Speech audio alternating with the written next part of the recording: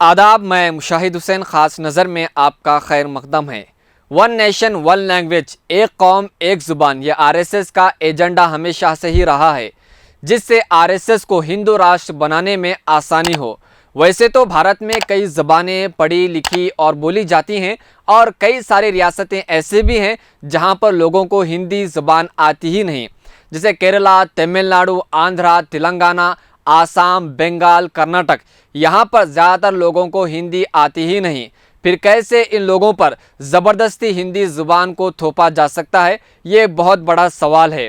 हाल ही में मरकज़ी वज़ीर दाखिला अमित शाह ने कहा कि हिंदी को मुकामी ज़बानों की नहीं बल्कि अंग्रेज़ी के मुतबादिल अल्टरनेटिव के तौर पर कबूल किया जाना चाहिए, और कहा कि वज़ीर आज़म नरेंद्र मोदी ने फ़ैसला किया है कि हुकूमत चलाने का ज़रिया सरकारी ज़ुबान है और ये यकीनी तौर पर हिंदी को अहमियत को बढ़ाएगा। और कहा कि काबीना के 70% एजेंडा अब हिंदी में तैयार किया जाएगा। और अमित शाह ने कहा कि वक्त आ गया है कि सरकारी ज़ुबान हिंदी को मुल्क की एकजहती का एक हिस्सा बनाया जाए।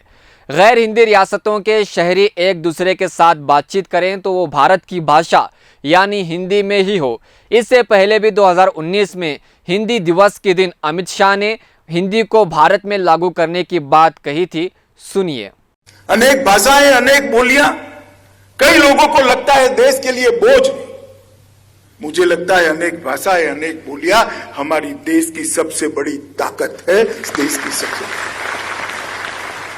परंतु जरूरत है कि देश की एक भाषा हो जिसके कारण विदेशी भाषाओं को जगह न मिले, और देश की एक भाषा हो।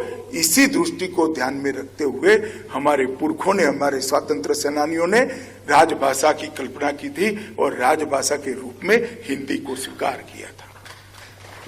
और मैं मानता हूं कि हिंदी को बल देना, हिंदी को प्रचारित करना, हिंदी को प्रसारित करना, हिंदी को संशोधित करना, इसके व्याकरण का शुद्धिकरण करना, इसके साहित्य को एक नए युग के अंदर ले जाना, चाहे वो गद्य हो या पद्य हो, ये सारी हमारे दायित्व है और ये राष्ट्रीय दायित्व है।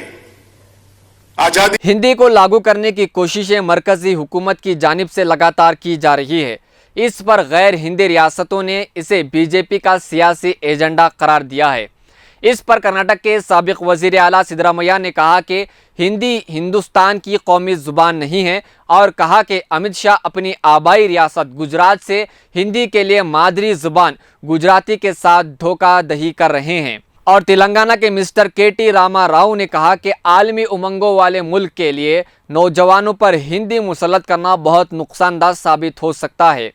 तो नाज़रीन, एक तरह से भारत के हर शहरी को हिंदी थोपने की कोशिशें बीजेपी और आरएसएस की जानिब से की जा रही है, जो आरएसएस के एजेंडे में शामिल है। आरएसएस ये चाहती है कि देश में एक ज़ुबान हो, एक मज़हब हो और देश में हमारा हुक्म चलाया जाए, लेकिन ऐसा कभी नहीं होने देंगे जो दस्तूर को मानते हैं यहाँ के लोग। हिंदी को कौमी ज़बान करार देने की कोशिशें यकीनन ये नाकाम बना दी जाएगी, क्योंकि अभी तक भारत में गंगा जमनी तहजीब है और लोग भारत के दस्तूर को मानते हैं। इसीलिए आरएसएस का ये एजेंडा नाकाम बना दिया जाएगा। मज़ीद खबरों और तफसीरों के लिए देखते रहें मिल्ली डाइजेस्ट। शुक्रिया।